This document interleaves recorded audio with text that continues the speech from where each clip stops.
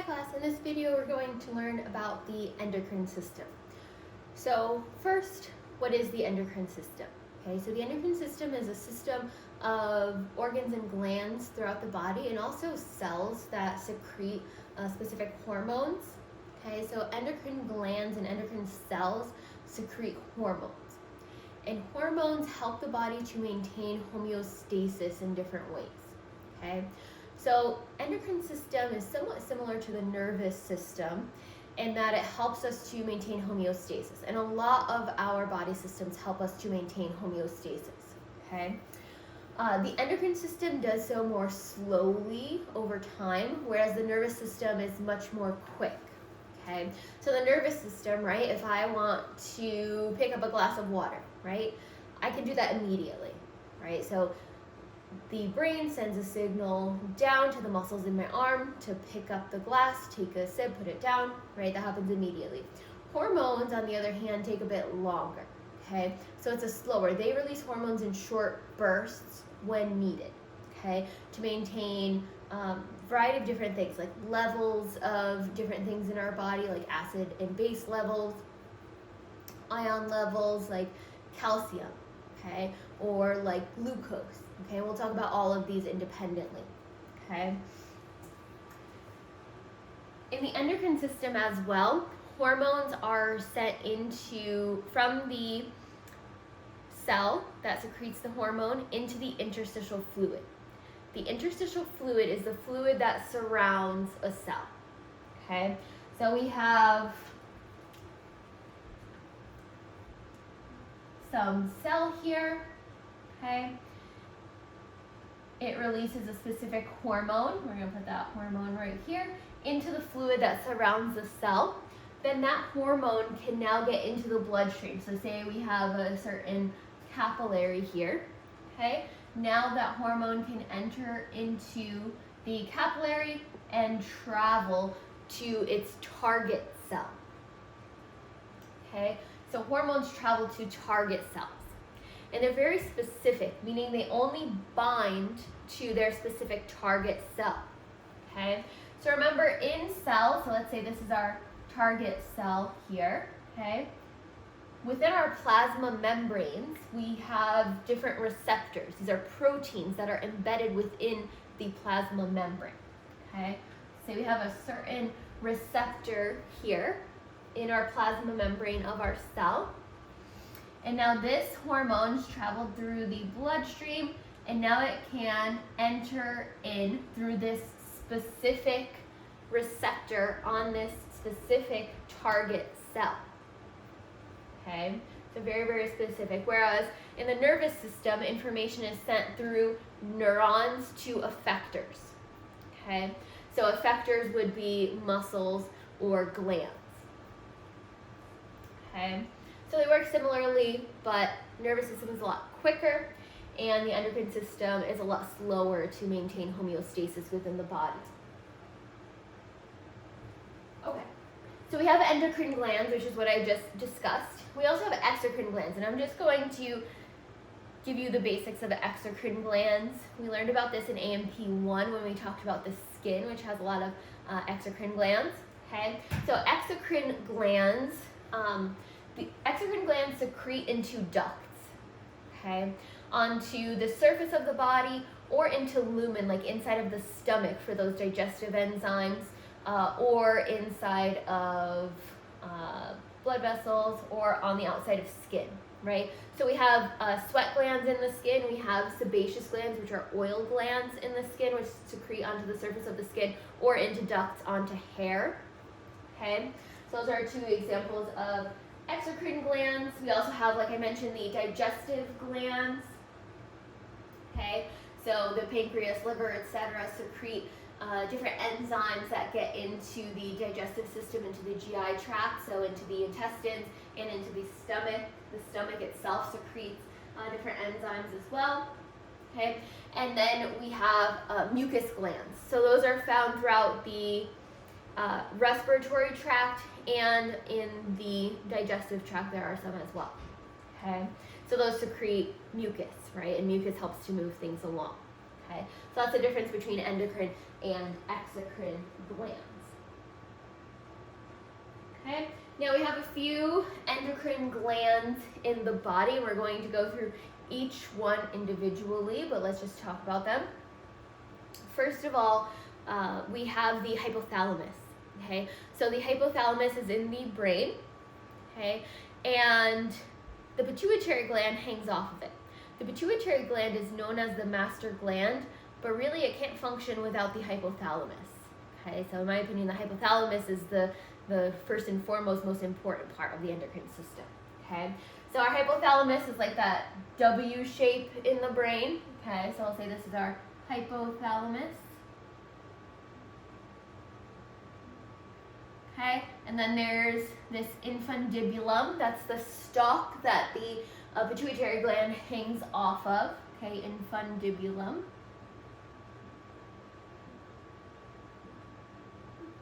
Okay, and hanging off of there is the pituitary, and it has two parts to it, an anterior and a posterior pituitary. Okay, so we have our pituitary gland here. Okay, and there's our hypothalamus. Okay, so we have the anterior pituitary and posterior pituitary. Okay, and they're different because of a few reasons, which we'll talk about, but the posterior pituitary gland does not create or synthesize its own hormones. It secretes two hormones that the hypothalamus synthesizes. Okay, the anterior pituitary does synthesize 7 of its own hormones, but it's not stimulated to secrete them until the hypothalamus sends information to it telling it to secrete those specific hormones. Okay, the other endocrine gland we have in the brain, which is like right behind the thalamus, that tiny gland that you learned about in AMP 1, the pineal gland. So somewhere back here would be the pineal gland.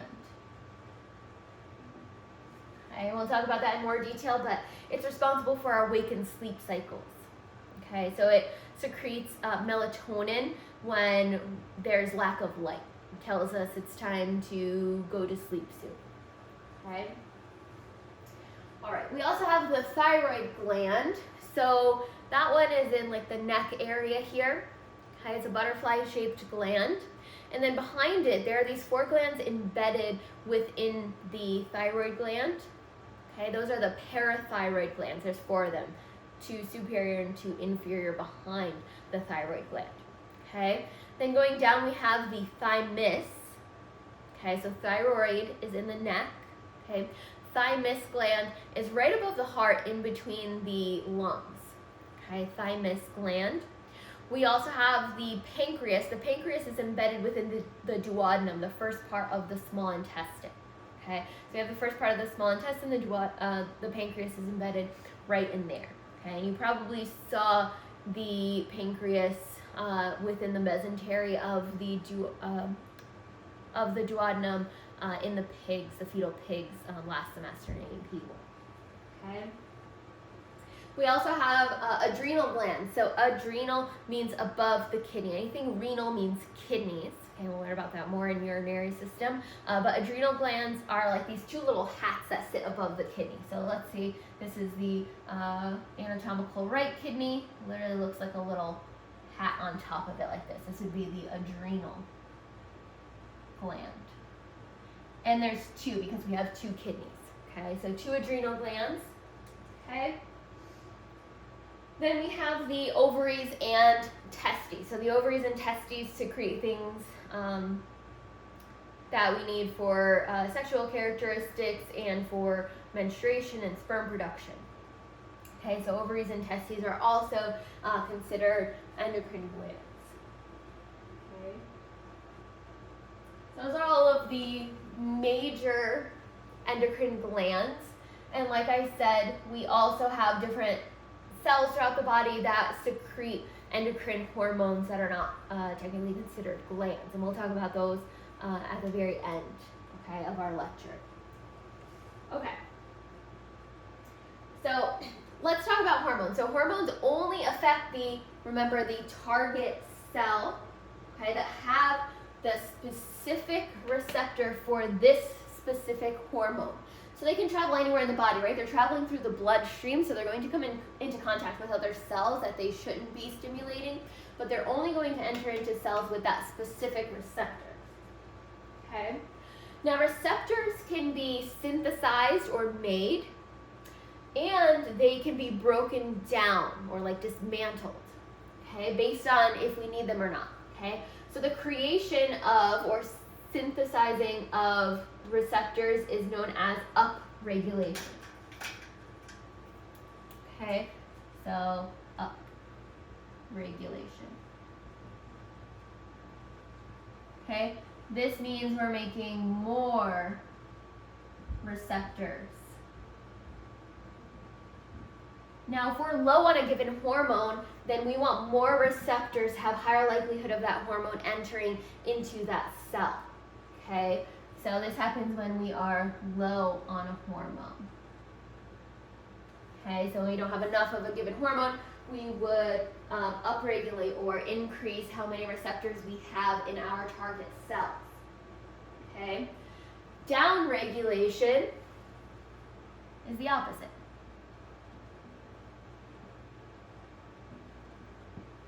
Okay, so this is where we would decrease the number of receptors, so we would break them down when we have too much of a hormone. Right, because we don't want too much of an effect on anything, and we don't want too little of an effect on anything, right? Everything in the body is this delicate balance, okay? So if we have too much of a hormone, we're going to downregulate or break down the receptors, okay, so that we don't have too much of an effect on our target cell, okay? So, like I discussed earlier, most hormones are going to circulate through the blood, right, to get to their target cell, right? Because a lot of those hormones are made in the pituitary or hypothalamus, pineal gland, that's going to be far away from everything, right? So they need to travel through the bloodstream to get to their target cell. But some of these are local hormones, okay? So local hormones. Now, there's two different types of local hormones. There's paracrines and autocrines, or paracrine, either way. Okay, and autocrine. Okay, so paracrines, these are going to act on local cells. So cells that are really close by, where they don't need to travel through the bloodstream to get to their target cell. Okay, so they're really close by, so they don't need to travel through. Okay, so in a paracrine, we would have a secreting cell that's secreting a hormone.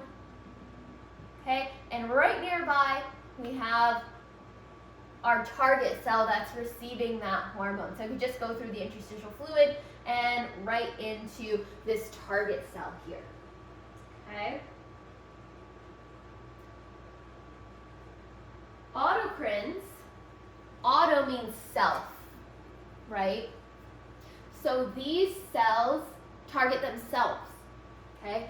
So we have a cell here, we'll draw a little nucleus here. So it has the hormone, okay? It's going to secrete it and bind to receptors on its own cell, okay? Or the same organ, okay? All right, so an example of a paracrine would be testosterone and estrogen.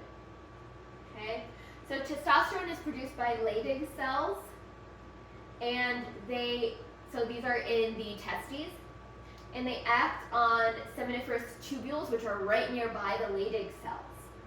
Okay, and they stimulate spermatogenesis, which is creation of sperm. Okay, so I'll put testosterone as an example there for a paracrine. And estrogen, similarly, is produced by the ovaries, and they help to mature the ovarian follicle before ovulation. Okay, so that's another paracrine. Okay, estrogen. Okay. And an autocrine, remember, it acts on the same cell that secretes the given hormone. Okay, so a good good example of an autocrine would be insulin. So insulin is secreted by, we'll learn about these in a little while, beta cells, which are in the pancreas, okay? And it acts on those same beta cells to stimulate glucose uptake and to inhibit gluconeogenesis, so creation of glucose. Okay, so when our blood sugar is too high, insulin is going to act on those same beta cells that it is secreted from, okay, to stop creation of more glucose, to stop increasing glucose even further. Okay.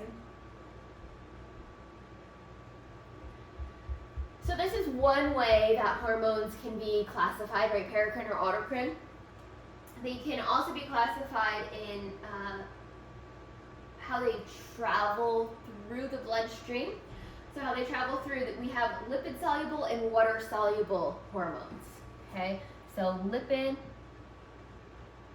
soluble and water soluble hormones. Okay, water soluble hormones. These ones are water soluble, and in the blood is mostly water.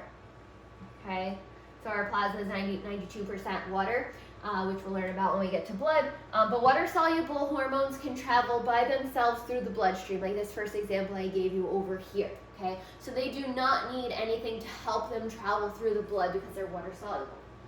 Okay, so examples of water soluble hormones would be amines. So these end in NH2 groups. Epinephrine, norepinephrine, melatonin, serotonin, and histamine. Okay, those are all of our amines. Okay, peptides are protein hormones. There's lots of peptide and protein hormones. You can read about them on the PowerPoint, but a lot of our hormones that we're going to talk about that are secreted by the pituitary gland are protein hormones. And eicosanoids. Okay, so eicosanoids specifically regulate inflammation. So these would be like prostaglandins, which are inflammatory lipids, and leukotrienes, which are involved in allergic reactions. Okay. And then we have lipid soluble. Now these ones, lipids or fats, aren't soluble in water, right? So lipid soluble would not be soluble in water, not be soluble in the blood. So they need to be transported by proteins. Okay, so they need to be held within a protein and kept safe when they're in this water environment of the blood to travel to their target cell. Okay. All right. And then they still do the same thing, right? After they get to the cell, they bind to the receptor on the target cell. Okay, that's shown all over here. Okay, so examples of lipid-soluble hormones would be steroids, which are hormones that are derived from cholesterol.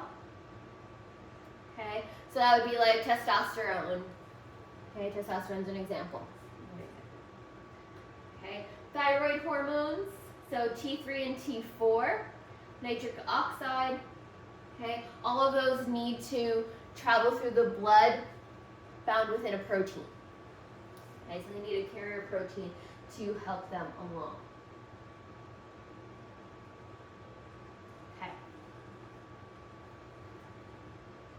All right, so hormone activity. So now that we know how or different ways that hormones can affect target cells, what happens once they're there, right? So the target cell's response is going to be based on a few different things. One, the concentration of the hormone in the blood, right? The more of a hormone we have acting on a target cell, the more of a reaction or response that target cell may have. Number of hormone receptors, right? So up versus down regulation, however many receptors we have. The more receptors we have, the more hormone can enter into that cell. The less we have, the less hormone can enter into the cell, of course. Okay. Influence of other hormones, we're going to talk about that in a minute. Okay, So influence of other hormones, we have hormones that are synergistic and antagonistic, okay? So if you synergize well with someone, right, you work together with them well, okay? So synergistic versus antagonistic.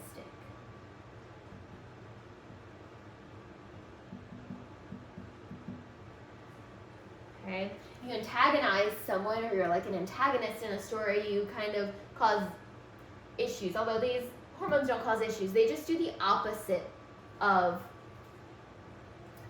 what another hormone does. Okay?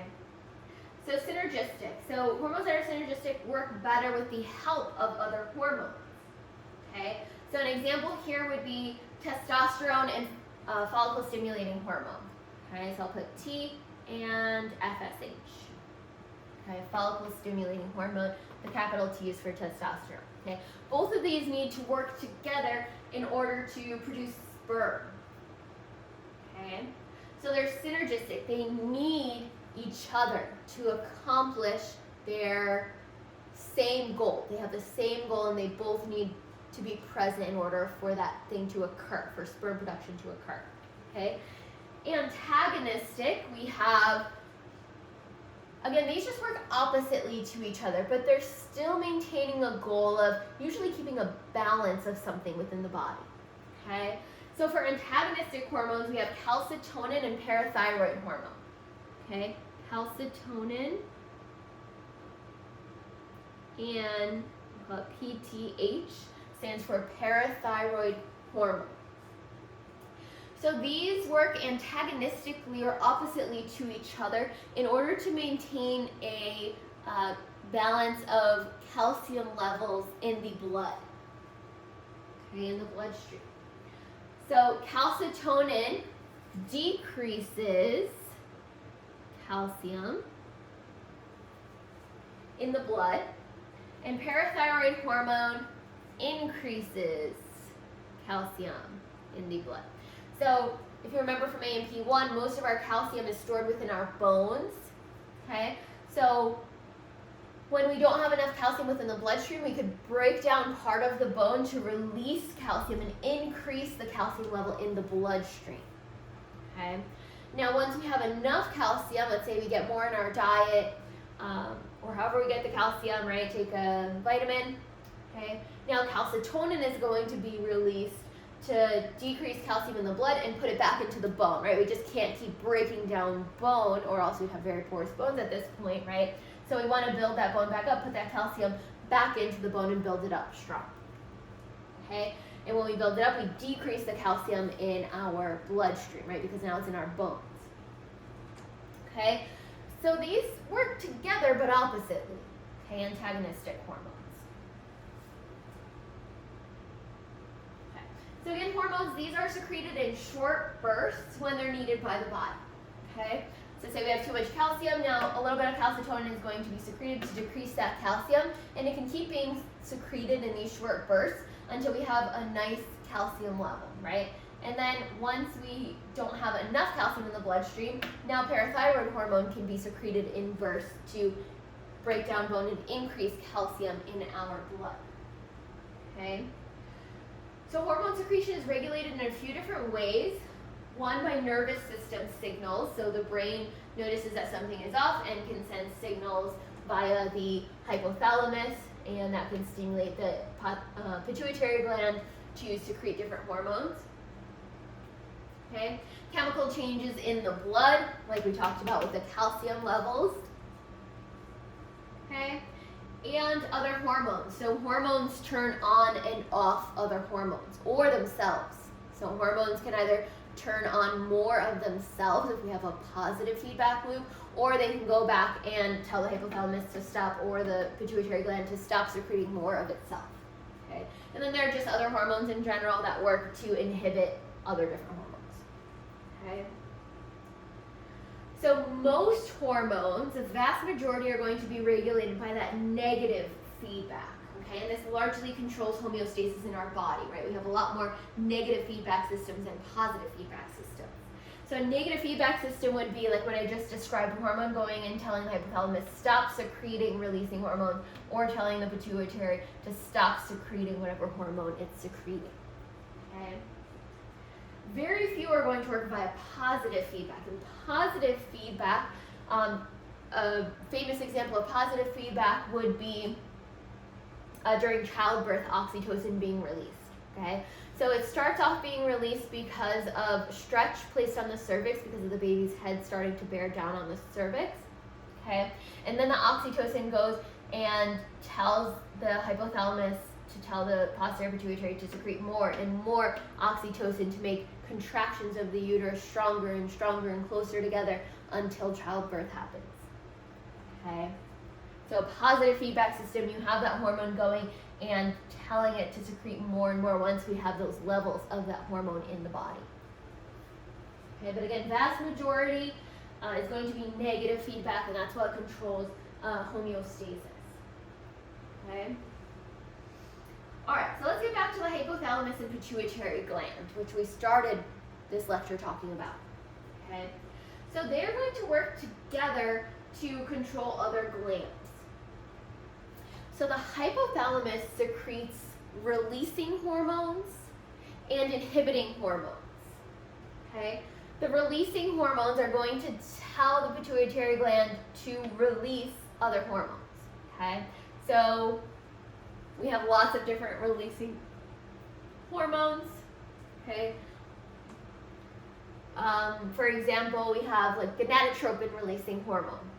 The gonads would be the ovaries and the testes. Okay? So gonadotropin releasing hormone tells the anterior pituitary gland to secrete FSH and LH, follicle stimulating hormone and luteinizing hormone, which work in the ovaries and testes. Okay?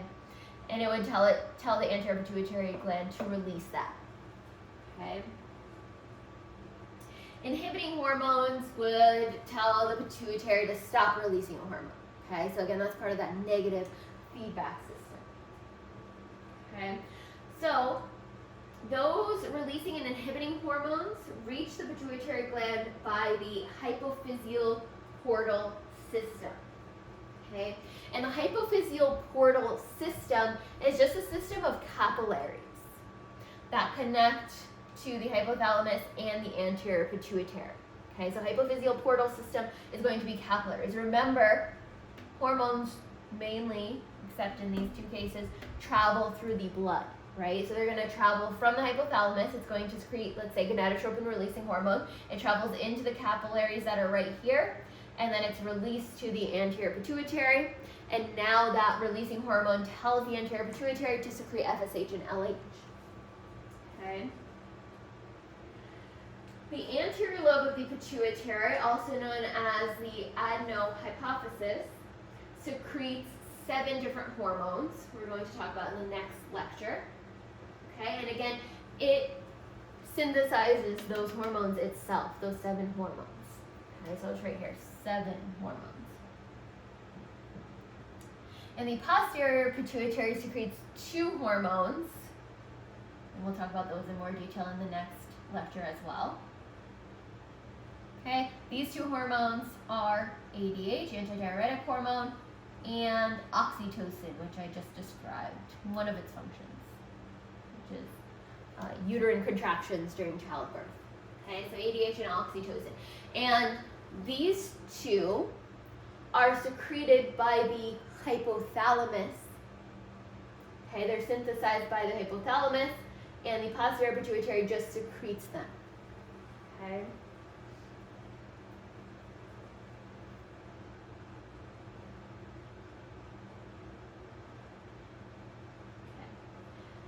What connects the hypothalamus to the posterior pituitary?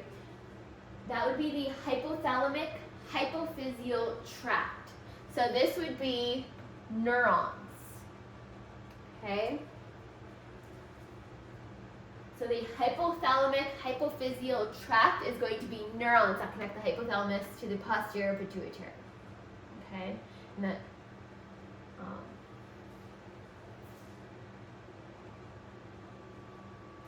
okay, and the portal system, the hypophyseal portal system, connects the hypothalamus to the anterior pituitary. Remember, that is going to be blood vessels, so a capillary system.